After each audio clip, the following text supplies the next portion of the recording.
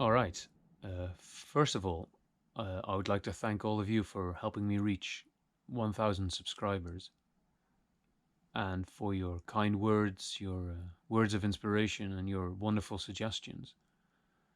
When I started this channel, I was hoping to create some sort of literary community where everybody involved, including myself, could be inspired by the works of some of the world's greatest authors.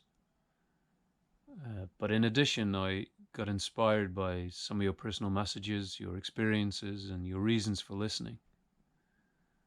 So before we start our next literary adventure into the hearts of Africa, I would like to express my sincere gratitude for enriching my life beyond my expectations. So thank you. But maybe the best way to thank you is by bringing you one of the greatest adventure stories ever written, Heart of Darkness by Joseph Conrad, in which Charles Marlow, the narrator, takes us on a steamboat into the hearts of the African jungle. Before Joseph Conrad became a full-time writer, he was a sailor himself, and a lot of the book is based on his experiences in the Belgian Congo at the end of the 19th century. Although the book almost didn't happen, as Conrad tried to kill himself around the age of 20, which he, luckily for us, failed at.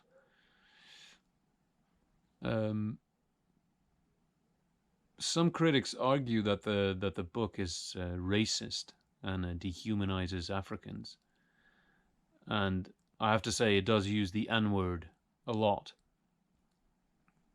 But it is more widely accepted that the central idea behind the book is actually that there's very little difference between so-called civilized people and savages, and that it criticizes the Western idea of progress and colonialism. But I happily leave the interpretation to yourselves. Before I start, I would like to thank, in particular, Anthony Ponce, Gunnar Pullen, and Maria Mason for their donation to my channel. Thank you very much. And now, without further ado, I hope you very much enjoy Joseph Conrad's Heart of Darkness.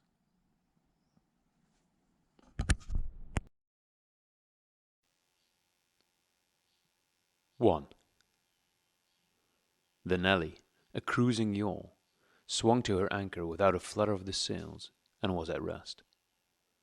The flood had made, the wind was nearly calm, and being bound down the river, the only thing for it was to come to and wait for the turn of the tide.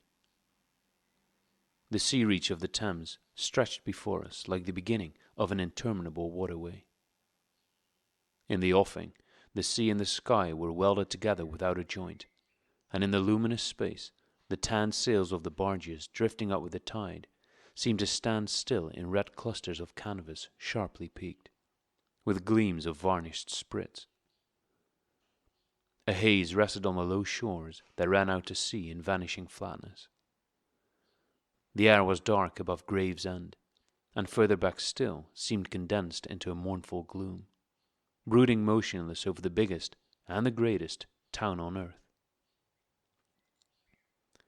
The director of companies was our captain and our host. We four affectionately watched his back as he stood in the bows looking to seaward. On the whole river there was nothing that looked half so nautical. He resembled a pilot, which to a seaman is trustworthiness personified. It was difficult to realize his work was not out there in the luminous estuary, but behind him, within the brooding gloom. Between us there was, as I have already said somewhere, the bond of the sea. Besides holding our hearts together through long periods of separation, it had the effect of making us tolerant of each other's yarns, and even convictions. The lawyer, the best of old fellows, had, because of his many years and many virtues, the only cushion on deck, and was lying on the only rug. The accountant had brought out already a box of dominoes, and was toying architecturally with the bones. Marlow sat cross-legged right aft, leaning against the mizzenmast. He had sunken cheeks, a yellow complexion, a straight back, an ascetic aspect, and, with his arms dropped, the palms of hands outwards, resembled an idol. The director, satisfied the anchor had good hold, made his way aft and sat down amongst us. We exchanged a few words lazily. Afterwards, there was silence on board the yacht. For some reason or other, we did not begin that game of dominoes. We felt meditative, and fit for nothing but placid staring. The day was ending in a serenity of still and exquisite brilliance. The water shone pacifically.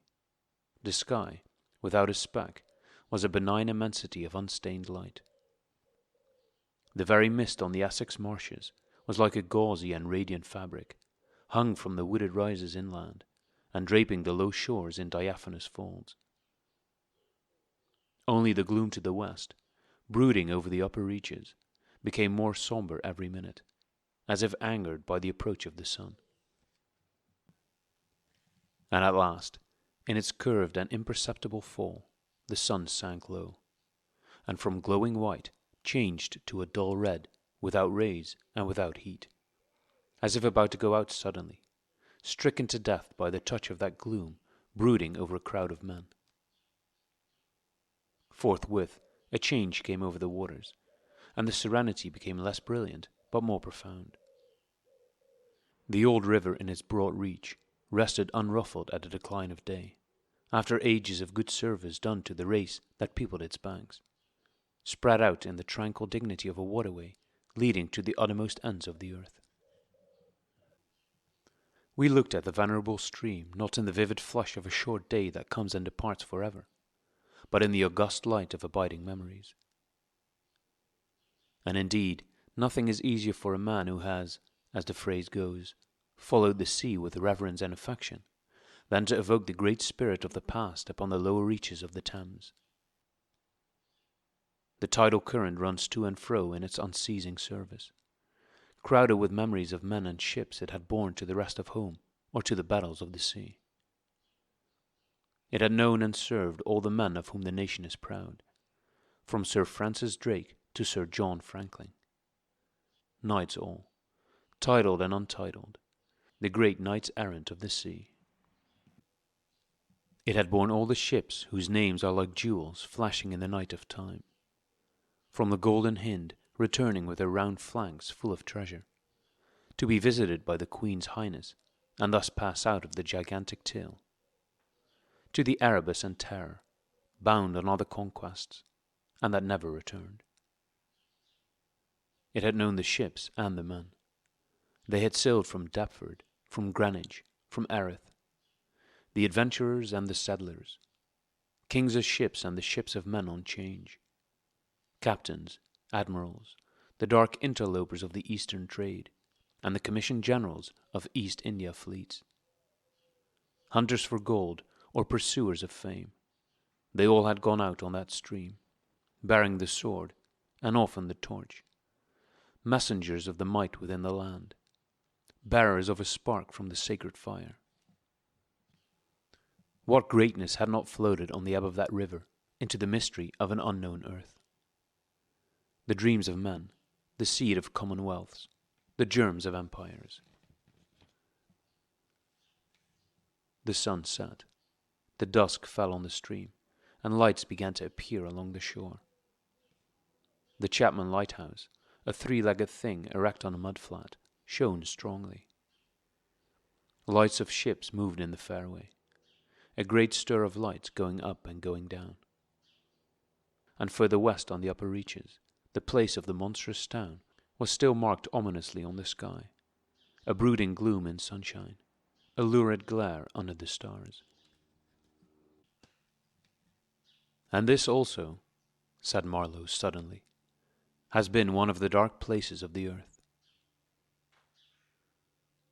He was the only man of us who still followed the sea. The worst that could be said of him was that he did not represent his class. He was a seaman, but he was a wanderer too, while most seamen lead, if one may so express it, a sedentary life. Their minds are of the stay-at-home order, and their home is always with them, the ship, and so is their country, the sea. One ship is very much like another, and the sea is always the same. In the immutability of the surroundings, the foreign shores, the foreign faces, the changing immensity of life glide past, veiled not by a sense of mystery, but by a slightly disdainful ignorance. For there is nothing mysterious to a seaman, unless it be the sea itself, which is the mistress of his existence, and as inscrutable as destiny. For the rest, after his hours of work, a casual stroll or a casual spree on shore suffices to unfold for him the secret of a whole continent, and generally he finds the secret not worth knowing. The yarns of seamen have a direct simplicity, the whole meaning of which lies within the shell of a cracked nut.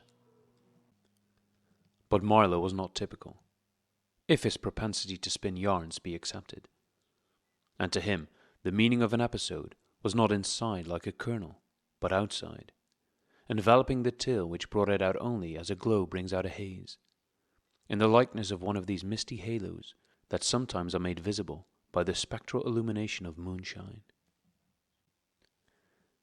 His remark did not seem at all surprising. It was just like Marlow. It was accepted in silence. No one took the trouble to grunt even. And presently he said, very slow, "I was thinking of very old times, when the Romans first came here, 1900 years ago, the other day. Light came out of this river since. You say nights? Yes, but it is like a running blaze on a plain, like a flash of lightning in the clouds. We live in the flicker. May it last as long as the old earth keeps rolling. But darkness was here yesterday. Imagine the feelings of a commander of a fine, what do you call 'em, trireme in the Mediterranean, ordered suddenly to the north, run overland across the Gauls in a hurry, put in charge of one of these craft, the legionaries, a wonderful lot of handy men they must have been too, used to build, apparently by the hundred, in a month or two, if we may believe what we read. Imagine him here, the very end of the world, a sea the colour of lead, a sky the colour of smoke, a kind of ship about as rigid as a concertina, and going up this river with stores, or orders, or what you like. Sandbanks, marshes, forests, savages, precious little to eat fit for a civilized man, nothing but Thames water to drink. No Falernian wine here, no going ashore. Here and there a military camp lost in a wilderness, like a needle in a bundle of hay. Cold, fog, tempests, disease, exile, and death. Death skulking in the air, in the water, in the bush. They must have been dying like flies here. Ah, yes, he did it. Did it very well too, no doubt, and without thinking much about it either, except afterwards to brag of what he had gone through in his time, perhaps. They were men enough to face the darkness. And perhaps he was cheered by keeping his eye on a chance of promotion to the fleet at Ravenna by and by, if he had good friends in Rome and survived the awful climate. Or think of a decent young citizen in a toga, perhaps too much dice, you know, coming out here in the train of some prefect, or tax-gatherer, or trader even, to mend his fortunes. Land in a swamp, march through the woods, and in some inland post feel the savagery, the utter savagery, had closed around him. All that mysterious life of the wilderness that stirs in the forest, in the jungles, in the hearts of wild men. There is no initiation either into such mysteries. He has to live in the midst of the incomprehensible, which is also detestable. And it has a fascination too that goes to work upon him. The fascination of the abomination. You know, Imagine the growing regrets, the longing to escape, the powerless disgust, the surrender, the hate. He paused. Mind, he began again, lifting one arm from the elbow, the palm of the hand outwards, so that, with his legs folded before him, he had the pose of a Buddha preaching in European clothes, and without a lotus flower. Mind, none of us would feel exactly like this. What saves us is efficiency, the devotion to efficiency. But these chaps were not much account, really.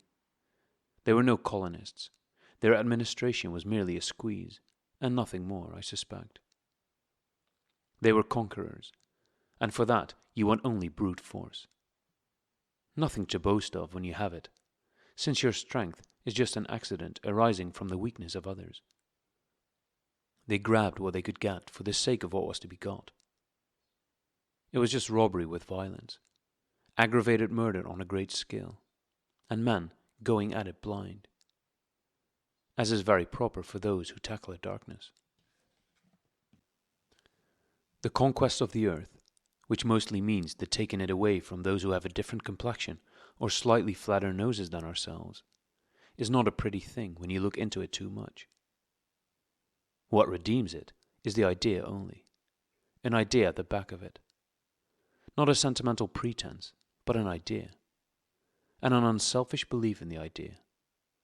Something you can set up and bow down before, and offer a sacrifice to.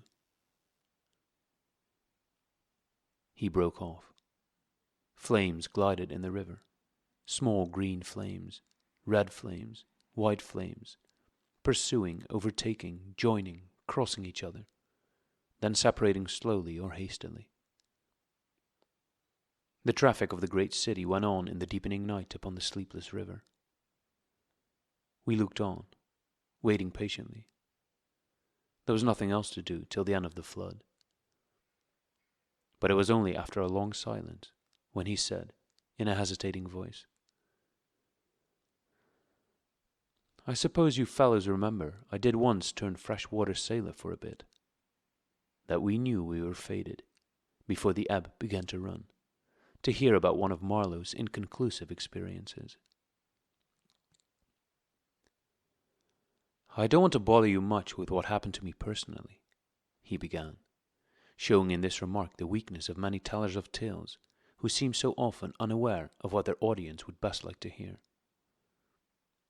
"Yet to understand the effect of it on me, you ought to know how I got out there, what I saw, how I went up that river to the place where I first met the poor chap. It was the furthest point of navigation and the culminating point of my experience. It seemed somehow to throw a kind of light on everything about me, and into my thoughts. It was sombre enough too, and pitiful. Not extraordinary in any way, not very clear either. No, not very clear. And yet it seemed to throw a kind of light. I had then, as you remember, just returned to London after a lot of Indian Ocean, Pacific, China seas, a regular dose of the East, 6 years or so. And I was loafing about, hindering you fellows in your work and invading your homes, just as though I'd got a heavenly mission to civilize you. It was very fine for a time, but after a bit I did get tired of resting. Then I began to look for a ship. I should think the hardest work on earth. But the ships wouldn't even look at me, and I got tired of that game too. Now when I was a little chap, I had a passion for maps. I would look for hours at South America, or Africa, or Australia, and lose myself in all the glories of exploration. At that time, there were many blank spaces on the earth, and when I saw one that looked particularly inviting on a map, but they all looked that, I would put my finger on it and say, "When I grow up, I will go there." The North Pole was one of these places, I remember. Well, I haven't been there yet, and shall not try now. The glamour is off. Other places were scattered about the equator, and in every sort of latitude all over the two hemispheres. I have been in some of them, and, well, we won't talk about that. But there was one yet, the biggest, the most blank, so to speak, that I had a hankering after. True, by this time it was not a blank space anymore. It had got filled, since my boyhood, with rivers and lakes and names. It had ceased to be a blank space of delightful mystery, a white patch for a boy to dream gloriously over. It had become a place of darkness. But there was in it one river especially, a mighty big river, that you could see on the map, resembling an immense snake uncoiled, with its head in the sea, its body at rest curving afar over a vast country, and its tail lost in the depths of the land. And as I looked at the map of it in a shop window, it fascinated me as a snake would a bird, a silly little bird. Then I remembered there was a big concern, a company for trade on that river. Dash it all, I thought to myself, they can't trade without using some kind of craft on that lot of fresh water. Steamboats. Why shouldn't I try to get charge of one? I went on along Fleet Street, but could not shake off the idea. The snake had charmed me. You understand it was a continental concern, that trading society. But I have a lot of relations living on the continent, because it's cheap and not so nasty as it looks, they say. I am sorry to own I began to worry them. This was already a fresh departure for me. I was not used to get things that way, you know. I always went my own road, and on my own legs, where I had a mind to go. I wouldn't have believed it of myself. But then, you see, I felt somehow I must get there by hook or by crook. So I worried them. The man said, "My dear fellow," and did nothing. Then, would you believe it, I tried the women. I, Charlie Marlow, set the women to work. To get a job. Heavens. Well, you see, the notion drove me. I had an aunt, a dear, enthusiastic soul. She wrote, "It will be delightful. I am ready to do anything for you. It is a glorious idea. I know the wife of a very high personage in the administration, and also a man who has a lot of influence with, etc., etc." She was determined to make no end of fuss to get me appointed skipper of a river steamboat, if such was my fancy. I got my appointment, of course, and I got it very quick. It appears the company had received news that one of their captains had been killed in a scuffle with the natives. This was my chance, and it made me the more anxious to go. It was only months and months afterwards, when I made the attempt to recover what was left of the body, that I heard the original quarrel arose from a misunderstanding about some hens. Yes, 2 black hens. Fresleven, that was the fellow's name, a Dane, thought himself wronged somehow in the bargain. So he went ashore and started to hammer the chief of the village with a stick. Oh, it didn't surprise me in the least to hear this, and at the same time to be told that Fresleven was the gentlest, quietest creature that ever walked on 2 legs. No doubt he was. But he had been a couple of years already out there, engaged in the noble cause, you know. And he probably felt the need at last of asserting his self-respect in some way. Therefore, he whacked the old nigger mercilessly, while a big crowd of his people watched him, thunderstruck, till some man, I was told the chief's son, in desperation at hearing the old chap yell, made a tentative jab with his spear at the white man. And of course, it went quite easy between the shoulder blades. Then the whole population cleared into the forest, expecting all kinds of calamities to happen. While, on the other hand, the steamer Fresleven commanded left also in a bad panic, in charge of the engineer, I believe. Afterwards, nobody seemed to trouble much about Freslaven's remains, till I got out and stepped into his shoes. I couldn't let it rest, though. But when an opportunity offered at last to meet my predecessor, the grass growing through his ribs was tall enough to hide his bones. They were all there. The supernatural being had not been touched after he fell. And the village was deserted, the huts gaped black, rotting, all askew within the fallen enclosures. A calamity had come to it, sure enough. The people had vanished. Mad terror had scattered them, men, women, and children, through the bush, and they had never returned. What became of the hands, I don't know either. I should think the cause of progress got them anyhow. However, through this glorious affair I got my appointment, before I had fairly begun to hope for it.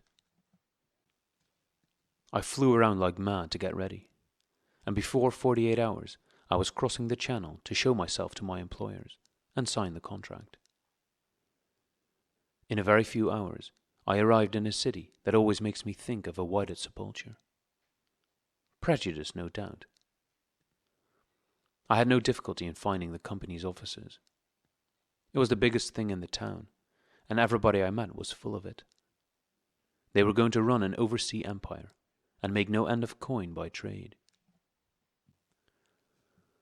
A narrow and deserted street in deep shadow, high houses, innumerable windows with Venetian blinds, a dead silence, grass sprouting between the stones, imposing carriage archways right and left, immense double doors standing ponderously ajar. I slipped through one of these cracks, went up a swept and ungarnished staircase, as arid as a desert, and opened the first door I came to. Two women, one fat and the other slim, sat on straw-bottomed chairs, knitting black wool. The slim one got up and walked straight at me, still knitting with downcast eyes. And only just as I began to think of getting out of her way, as you would for a somnambulist, stood still and looked up. Her dress was as plain as an umbrella cover, and she turned round without a word and preceded me into a waiting room. I gave my name and looked about. Deal table in the middle, plain chairs all round the walls. On one end a large shining map, marked with all the colours of a rainbow. There was a vast amount of red, good to see at any time, because one knows that some real work is done in there. A deuce of a lot of blue, a little green, smears of orange, and on the east coast, a purple patch, to show where the jolly pioneers of progress drink the jolly lager beer. However, I wasn't going into any of these. I was going into the yellow, dead in the center. And the river was there, fascinating, deadly, like a snake. Oof. A door opened. A white-haired secretarial head, but wearing a compassionate expression, appeared, and a skinny forefinger beckoned me into the sanctuary. Its light was dim, and a heavy writing desk squatted in the middle. From behind that structure came out an impression of pale plumpness in a frock coat. The great man himself. He was 5'6", I should judge, and had his grip on the hinterland of ever so many millions. He shook hands, I fancy, murmured vaguely, was satisfied with my French. Bon voyage. In about 45 seconds, I found myself again in the waiting room with the compassionate secretary, who, full of desolation and sympathy, made me sign some document. I believe I undertook, amongst other things, not to disclose any trade secrets. Well, I am not going to. I began to feel slightly uneasy. You know I'm not used to such ceremonies, and there was something ominous in the atmosphere. It was just as though I'd been let into some conspiracy. I don't know, something not quite right, and I was glad to get out. In the outer room, the two women knitted black wool feverishly. People were arriving, and the younger one was walking back and forth introducing them. The old one sat on her chair. Her flat cloth slippers were propped up on a foot warmer, and a cat reposed on her lap. She wore a starched white affair on her head, had a wart on one cheek, and silver-rimmed spectacles hung on the tip of her nose. She glanced at me above the glasses. The swift and indifferent placidity of that look troubled me. Two youths with foolish and cheery countenances were being piloted over, and she threw at them the same quick glance of unconcerned wisdom. She seemed to know all about them, and about me too.